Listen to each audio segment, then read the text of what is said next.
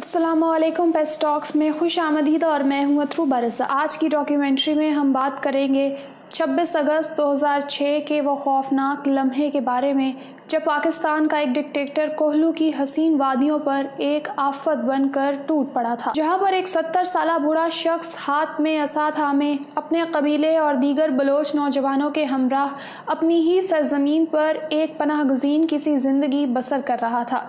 उनका ये कहना था कि हम पर जंग मुसल्लत की गई है और हम इस सरजमीन और इसके वसाइल के मालिक हैं। हमें यह पूरा इख्तियार हासिल है कि अपने दिफा को अपने महदूद वसाइल के ज़रिए यकीनी बनाएं। नवाब अकबर बुगटी 12 जुलाई 1927 बरोज़ मंगल बारखान हाजी कोट में पैदा हुए। नवाब साहब का बचपन का नाम शहबाज खान था। इब्तदाई तालीम डेरा बुगटी से हासिल की। बाद में उनके वालिद मेहराब खान ने एचएसएन कॉलेज में दाखिल करवाया। वो अभी ज़ेरे तालीम थे कि 1939 में उनके वालिद साहब वफ़ात पा गए। नवाब साहब ने नवाबी की ज़िम्मेदारी संभाली और तालीम मुकम्मल करने के बाद 1944 में बाकायदा सरदार की हैसियत से फ़ाल हुए। नवाब साहब की 3 बीवियाँ थीं, एक बुगटी, एक पठान और एक का ताल्लुक़ सिंध से है। पहली बीवी से 4 बेटे हैं जिनके नाम सलीम, रेहान, तलाल और बसलाल हैं। दूसरी बीवी से उनका एक बेटा जिसका नाम जमील अकबर है और 2 बेटियां हैं। तीसरी बीवी से उनका एक बेटा है। 28 नवंबर 1946 को मरी बुगटी कबीले के 2 सरदार दोदा खान मरी और नवाब साहब ने एक दरख्वास्त के ज़रिए बरतानवी हुकूमत से मुतालबा किया कि उनके कबायली इलाके भी क़िल्लात फेडरेशन में शामिल होने चाहिए, क्योंकि उस वक्त बलूचिस्तान के 2 हिस्से थे, क़िल्लात और ब्रिटिश बलूचिस्तान। अगरचे उन्हें इब्तदाई दिनों में सियासत का शौक़ नहीं था, लेकिन 1947 में बरतानिया के ज़ेर इंतज़ाम बलूचिस्तान की पाकिस्तान या इंडिया में शमूलियत के सवाल पर जो महदूद रेफरेंडम हुआ, उसमें उन्होंने पाकिस्तान के हक में वोट डाला था। क़याम पाकिस्तान के बाद 1950 में Nawab Akbar Bugti agent 2 governor general council रुकन बनने के दौरान मुशीर बने। 1958 में ज़िमनी इलेक्शन जीतकर हुकूमत का हिस्सा बने। मलिक फ़िरोज़ खान नून की काबीना में बहैसियत नायब वज़ीर दिफा शामिल रहे। इसके अलावा वो दाखिला के वज़ीर मुमलिकत भी रहे। मुख्तसर वज़ारत के दौर में उनका वाहिद और बड़ा कारनामा गवादर की मस्कत से ख़रीदारी था। जब 1955 में पाकिस्तान के मगरबी हिस्से के तमाम सूबों और रियासतों के साथ दोनों हिस्सों को यकजा करके 1 यूनिट के तहत मगरबी पाकिस्तान के सूबे में यकजा कर दिया गया। 1956 में कायम शुदा नैप नेशनल अवामी पार्टी को बलूचिस्तान में उस वक्त मज़ीद पज़ीराई मिली जब अय्यूब के दौरे हुकूमत के आखिर में हुकूमती जबर व तशद्दुद के बाइस 3 सरदार नवाब खैर बख्श मरी, नवाब अकबर खान बुगटी और सरदार अताउल्ला मेंगल नैप में हम सफ़र हो गए। उस वक्त का नारा ये था, इत्तेहाद का एक निशान, अताउल्ला, खैर बख्श, अकबर खान। अयूब मार्शल लॉ में बुगटी साहब पहले मंशियात फरोशी के जुर्म में गिरफ्तार हुए। जब ये इल्ज़ाम साबित ना हुआ तो उन पर हैबत बुगटी के कत्ल का इल्ज़ाम लगाया। इकरार जुर्म करवाने के लिए उन पर बदतरीन तशद्दुद हुआ। मेजर अली शेरबाज जो उस वक्त टॉर्चर के माहिर थे, उन्होंने बुगटी साहब पर हर तरीका इस्तेमाल किया मगर नाकाम रहे। नवाबों को आराम तलब समझा जाता था। बुगटी साहब ने ये बात गलत साबित की। सदारती इलेक्शन में उन्होंने फातिमा जिन्नाह की हिमायत की, उनको गिरफ्तार कर लिया गया।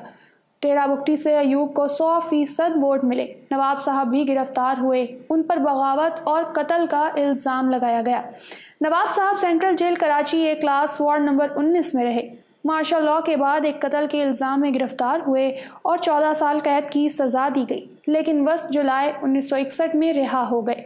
उनके बेटे जमील बुगटी कहते हैं कि मैं जब 10 साल का था तो पहली दफ़ा मेरे वालिद 1959 में जेल चले गए। फिर अयूब खान के 10 साला दौर में मेरे वालिद 8.5 साल मुख्तलिफ जेलों में कैद रहे।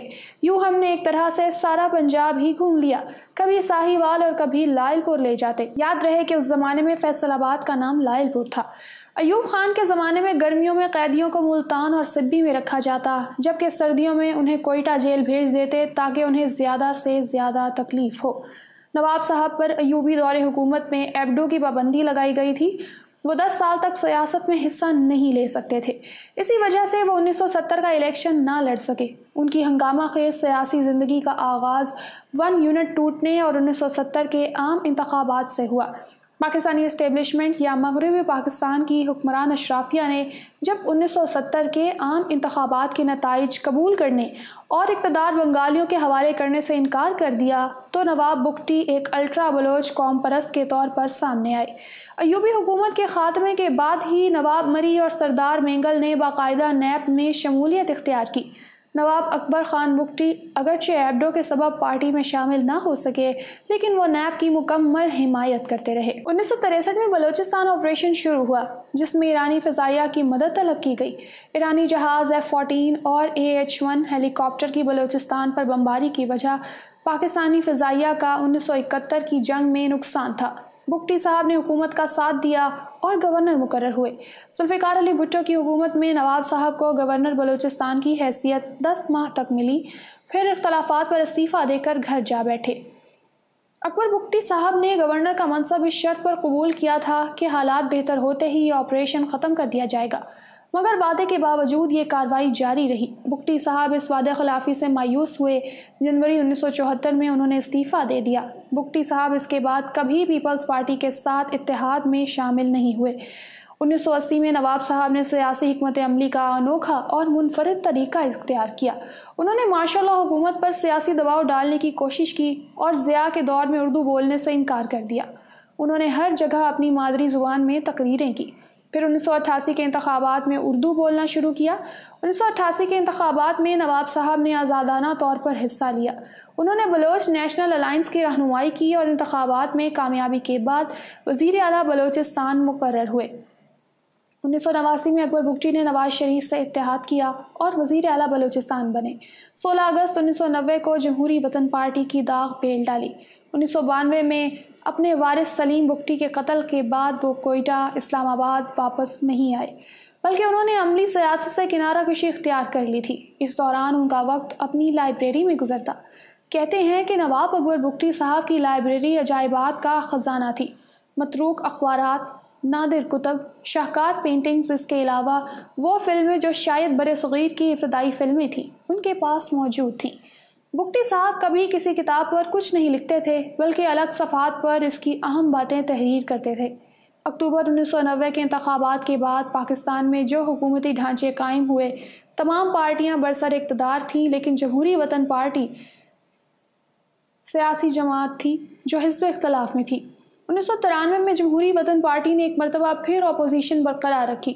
1997 کے انتخابات میں حصہ لینے سے نواب صاحب ممبر قومی اسمبلی منتخب ہوئے۔ 2005 سے 2006 میں بگٹی صاحب اور حکومت کے تعلقات کشیدہ ہوتے گئے۔ بگٹی صاحب سوئی اور ڈیرہ بگٹی کے سرکاری منصوبوں میں اہل علاقہ کی شمولیت چاہتے تھے۔ وہ چاہتے تھے کہ اداروں میں نوکریاں مقامی افراد کو ملیں، فوجی چھاونیاں ڈیرہ بگٹی اور سوئی سے ختم ہوں۔ ایک سال کے دوران انہوں نے کئی بار مرکزی حکومت کے نمائندوں سے مذاکرات کیے جو ناکام رہے۔ بلوچستان کے لیے ترقیاتی منصوبوں پر بگٹی قبیلے کو ویسے ہی تحفظات تھے جیسے سی پیک پر پختونخوا کو تحفظات تھے، مگر سی پیک کے وقت جمہوری حکومت موجود تھی تو یہ تحفظات APC بلا کر بات چیت کے ذریعے حل کرنے کی کوشش کی گئی، مگر 2006 میں مکہ لہرانے والا کمانڈو موجود تھا اور وہ ہر مسئلہ بذریعہ طاقت حل کرنا چاہتا تھا۔ اس کشمکش کے دوران ڈاکٹر شازیہ کا واقعہ پیش آ گیا جس نے جلتی پر تیل کا کام کیا۔ Doctor Shazia Pakistan petroleum limited میں ملازم تھی، ادارے کی سیکیورٹی فوج کے حوالے تھے۔ ڈاکٹر شازیہ کے مطابق پاک آرمی کے کیپٹن حماد نے اس کو جنسی زیادتی کا نشانہ بنایا تھا۔ ڈاکٹر شازیہ کے ساتھ پیش آنے والا واقعہ پہلا نہیں تھا، مگر اس نے نواب صاحب کو مزید غصہ دلایا۔ انہوں نے پیش آنے والے تمام واقعات کی انکوائری کا مطالبہ کیا مگر رد ہو گیا۔ جنوری 2005 میں ڈاکٹر شازیہ کیس نے پورے بلوچستان میں آگ لگا دی کیونکہ بلوچ معاشرے میں خواتین کو ایک بڑا مقام حاصل ہے۔ اس واقعے کے بعد ڈیرہ بگٹی میں حالات کشیدہ ہو گئے۔ 7 جنوری 2005 کو بگٹیوں نے گیس پائپ لائن اڑا دی جس سے پاکستان میں گیس کی سپلائی معطل ہو گئی۔ 7 جنوری 2005 سے 11 جنوری تک راکٹ حملوں میں پاکستان پیٹرولیم لمیٹڈ PPL کو 230 ملین روپے جبکہ گیس سپلائی معطل ہونے سے پاکستان کو 120 ملین روپے کا یومیہ نقصان ہوا تھا۔ 15 جنوری کو انہوں نے کہا کہ بلوچستان فتح کرنے کے نتائج خطرناک ہوں گے۔ 18 فروری کو نواب اکبر بگٹی نے کہا کہ حکومت مظاہروں سے نہیں بم دھماکوں کو سنتی ہے۔ 10 जनवरी को उन्होंने मीडिया से बातचीत करते हुए कहा कि डॉक्टर शाजिया को कैप्टन हम्माद की क़यादत में 3 अहलकारों ने रात भर ज़्यादती का निशाना बनाया, लेकिन केस नहीं दब सका। बलोच अपनी सरजमीन और इलाके में इस किस्म के शर्मनाक मामलात को किसी तौर पर बर्दाश्त नहीं करेंगे। दूसरी जानिब बलोच सरमचारों ने भी डाडाए बलोच को अकेला नहीं छोड़ा। 13 जनवरी को बलोच लिबरेशन फ्रंट के तर्जुमान ने कहा, धमकियों से मरूब होने वाले नहीं, हम हिट करेंगे तो मुशर्रफ को संभलने का मौका भी नहीं मिलेगा। तैयार बैठे हैं, जनरल परवेज वार करके दिखाएं, गौरी और शाहीन संभाल के रखें, बुरे वक्त में काम आएंगे। परवेज मुशर्रफ पर बलूचिस्तान में हमला हुआ, इल्ज़ाम बुगटी साहब पर लगा। उनके घर पर बमबारी हुई, लेकिन सोचने की बात यह है कि 2004 में कराची में कोर कमांडर के काफिले पर हमला हुआ था और मुशर्रफ पर 3 हमले पंजाब में हुए थे। मगर क्या इस वजह से पूरे कराची और पंजाब को तहस नहस कर दिया गया? क्या यहाँ इस बात पर कोई फौजी ऑपरेशन शुरू किया गया? बिल्कुल भी नहीं। फिर क्यों मुशर्रफ पर एक हमले के इल्ज़ाम में बलोचों पर दुश्मनों की तरह बमबारी की गई? 17 मार्च को सानिया डेरा बुगटी पेश आया। डेरा बुगटी में घरों पर बमबारी की गई, जिसमें 70 से ज़ायद अफराद शहीद हुए। गोले डेरा बुगटी की आबादी और नवाब साहब के किले में गिरे। इनके पर्सनल सेक्रेटरी रफ़ीक बुगटी ज़ख्मी और 2 अफराद शहीद हो गए। चौधरी शुजात हुसैन अपनी किताब सच तो ये है में लिखते हैं, जिन दिनों नवाब अकबर बुगटी के साथ मुज़ाकरात हो रहे थे, एक बार हम उनके घर गए। मेरे साथ मुशाहिद हुसैन सैयद, मोनस इलाही और ख़ातून सहाफ़ी नसीम ज़ोहरा भी थे। हमने उनके घर में एक बहुत बड़ा सा गड्ढा देखा, जिसके बारे में नवाब साहब का कहना था कि ये फ़ौजी बमबारी की वजह से बना है, जिसमें उनकी पोती भी ज़ख्मी हो गई थी। वो BBC को इंटरव्यू दे रहे थे कि गोले की आवाज़ आई। नवाब साहब ने कहा, हम पर जंग मुसल्लत कर दी गई है। इसके बाद नवाब साहब ने 80 साल की उम्र में पहाड़ों का रुख किया। बिलाखिर पाकिस्तानी फ़ौज ने शहरी इलाकों पर बमबारी का फैसला किया और नवाब साहब के किले पर गनशिप हेलीकॉप्टरों के ज़रिए बमबारी की गई। नवाब बुगटी ने शोहदाए डेरा बुगटी को सलाम पेश करते हुए कहा था कि 17 मार्च 2005 दरअसल बलोच कौम की कुर्बानियों की तारीख के अंदर एक नए बाब का इजाफा और कौमी हुकूक की जदोजहद के मशल के अंदर एक चिंगारी की मानिंद है, जिसने कौमी बका के गिर्द अंधेरों के अंदर रोशनी की किरण पैदा कर दी, जिससे आहंग को नया वलवला मिलेगा। दूसरी जानिब बलोच सियासी, समाजी तमाम मकतब फ़िक्र के लोग नवाब साहब के लिए दुआ गो थे और सरमचारों ने इस कठिन मौके पर नवाब साहब की हिफाजत का जिम्मा लिया और नवाब साहब को डाडा के खिताब से नवाजा। हालात तेज़ी से बदल रहे थे। कोहलू और डेरा बुगटी के गिर्द जंग शिद्दत से जारी थी। शहीद नवाब अकबर बुगटी बलोच फ़ौज की क़यादत संभाले हुए थे। शहरी इलाकों पर बलोच सरमचारों की कार्रवाइयों में शिद्दत आई। 13 अक्टूबर 2005 नवाब साहब ने बयान में कहा कि जनरल अपने वादे पर कायम रहे। बलोचों को जिंदान और गम तवक्को से बढ़कर मिला। आखिर में मौत जो आज़ादी देती है, ये तमाम मजमुआ है जो बलोच तवक्को कर सकते हैं। बलोचिस्तान को तकसीम नहीं होने देंगे। बलोचिस्तान के लिए कितनी ही कुर्बानियाँ क्यों न देनी पड़ें, गुर्रेज नहीं करेंगे। नवाब साहब ने पीरा साली में मुज़ाहमत की और बिलाखिर 26 अगस्त 2006 को तरातानी को सुलेमानी पर उन पर शदीद हमला किया गया और कहा जाता है उन पर क्लस्टर बमों से हमला किया गया था। इस तरह उन्होंने अपने कई सरमचारों के साथ जामे शहादत नोश किया और बलोच तारीख में अपना नाम रकम कर गए। नवाब साहब की वफात से अगले रोज़ मारूफ सियासतदान जावेद हाशमी ने जेल से अपनी बेटी को ख़त लिखा, जिसमें कहा गया था कि एक 80 साला बूढ़े को गिरफ्तार करना इतना मुश्किल काम ना था, मगर हुक्मरान तो इसे डॉक्टर शाजिया की इस्मत दरी करने वाले अफसर पर तनकीद का मज़ा चखाने का फैसला कर चुके थे।